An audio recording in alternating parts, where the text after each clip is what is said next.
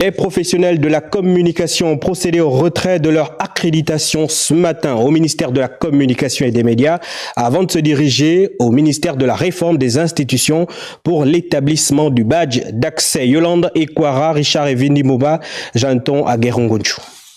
Dépêche 241.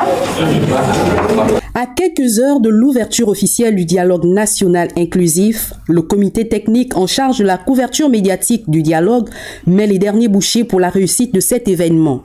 Au ministère de la Communication et des Médias, ce sont plus de 280 accréditations qui ont été délivrées aux hommes et femmes des médias, auxquels ont été associés, et c'est une première, les interprètes en langue des signes.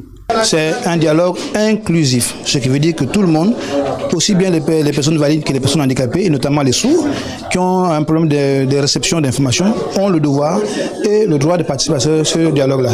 Un retrait des accréditations qui a mobilisé du monde.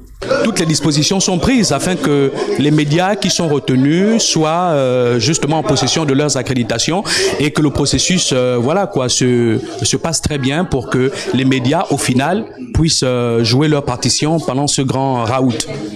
Pour la présidente du comité technique, le retrait de ces accréditations marque la première étape avant celle de l'établissement des laissez-passer. Nous avons dû prendre des précautions pour ne pas avoir des intrusions dans le collectif qui devra assurer la couverture médiatique de ces grands événements nationaux. Donc nous avons procédé à l'établissement des accréditations afin que tous les intervenants qui devront assurer la couverture médiatique du dialogue national soient identifiés et reconnus. Au ministère de la Réforme des institutions, Madame le ministre a surpris le comité technique à pied d'œuvre pour l'établissement des badges aux participants.